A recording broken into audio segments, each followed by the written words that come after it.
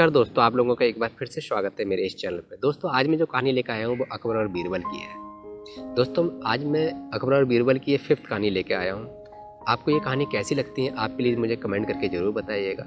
दोस्तों आज की कहानी का नाम है स्वर्ग की यात्रा। दोस्तों बादशाह अकबर का साम्राज्य बहुत बड़ा था और उनके साम्राज्य में बहुत ज़्यादा मंत्री थे, लेकिन बादशाह अकबर के दरबार के अधिकांश मंत्री बीरबल से जलते थे।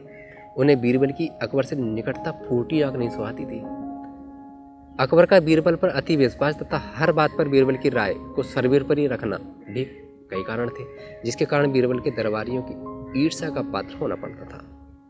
दरबारी जानते थे कि बीरबल के रहते वे कभी बादशाह अकबर के प्रिय नहीं बन सकते। एक बार उन्होंने बीरबल को अपने रास्ते से हटाने की साजिश की। इस साजिश में उनका सहायक बना अकबर का नाई को बादशाह अकबर के बाल काटते समय उनसे वार्तालाप करने का अवसर मिल जाता था। एक दिन बाल काटते हुए अकबर से बोला, बादशाह सलामत, कल रात मैंने एक सपना देखा जिससे आपके अब्बा हजूर मुझे दिखाई दिए।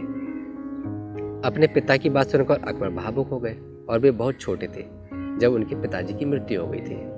भावुक होकर उन्होंने नाई से पूछा, अच्छा कैसे लग रहे थे अब्बा हजूर? अपनी बात में अकबर को रुचि लेते हुए देख नाई ने अपनी चाल चल दी। वो ठीक लग रहे थे हुजूर। उन्होंने मुझसे कहा कि स्वर्ग में है और बहुत आराम से, बस एक चीज की कमी उन्हें खलती है। वह क्या? अकबर की उत्सुकता बढ़ने लगी। हुजूर वहाँ उनका मनोरंजन करने वाला कोई नहीं है, इसलिए वे खुश नहीं रहते। स्वर्ग से जब भी बीरबल को आपके लतीफे सुनते हुए देखते हैं तो सोचते हैं काश बीरबल उनके पास होता। उन्होंने आपके लिए पैगाम भिजवाया है कि बीरबल को उनके पास स्वर्ग में भिजवा दिया जाए। बीरबल अकबर को अति प्रिय थे, लेकिन अपने पिता की इच्छा पूरी करने के लिए उन्होंने निर्णय लिया कि वे बीरबल को अपने पिता के पास स्वर्ग में भेज देंगे। अगले दिन उन्होंने बीरबल को अपना फरमान सुना दिया। फरमान सुनकर हैरान रह गए। अकबर ने नाई के स्वप्न की बात बीरबल को बता दी। बीरबल को समझते तनिक भी देर न लगी। ये दरबारियों की साजिश है और इस साजिश में नाई भी उनके साथ है, लेकिन अकबर का आदेश था और उस आदेश की अवहेलना करने का साहस भी नहीं था।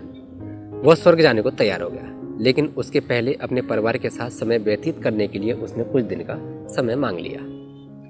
घर पहुंचकर उसने सारी बात अपनी पत्नी को बताई, जिसे सुनकर वह चिंतित हो गई। लेकिन बीरबल इस विपत्ति से निकलने के लिए एक योजना बना चुका था। योजनानुसार उसने अपनी पत्नी के साथ मिलकर उसने अपने घर के आंगन में एक कब्र खोद ली।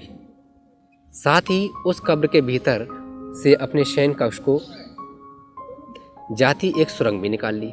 कुछ दिनों तक घर पर रहने के बाद बीरबल अकबर से मिला और बोला, जहाँ पना, अब मैं आपके पिता के पास स्वर्ग में जाने को तैयार हूँ, किंतु आपसे मेरा एक निवेदन है कि मेरे परिवार की परंपरा के अनुसार मुझे घर के आंगन में ही जिंदा दफना दिया जाए।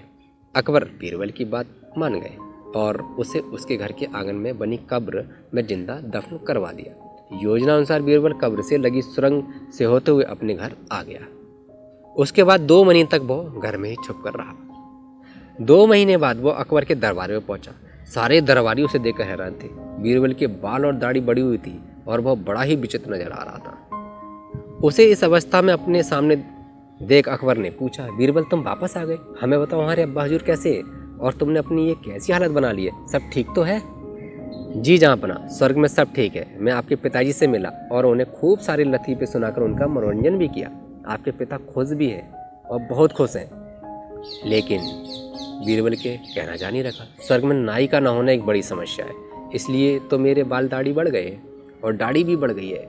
आपके पिताजी के बालों और दाढ़ी की हालत तो मुझसे भी बुरी है, इसलिए उन्हें स्वर्ग में एक नाई भेजो की आवश्यकता है और आप यहाँ से प्लीज़ नाई भेजवा दिए, उनका यह पैगाम है।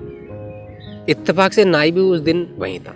बीरबल की बात सुनकर उसकी सिट्टी पिट्टी गुम हो गई। इधर अपने अब्बा हुजूर की इच्छा पूरी करने के लिए अकबर ने नाई को जिंदा दफनाने का आदेश दे दिया। आदेश सुनकर डर के मारे नाई अकबर के पैरों पर गिर पड़ा और बीरबल को फंसाने की योजना और उसमें शामिल मंत्रियों के बारे में अकबर को सब कुछ बता दिया। फिर क्या था, साजिशकर्ताओं को उसकी सजा तो मिलनी ही थी।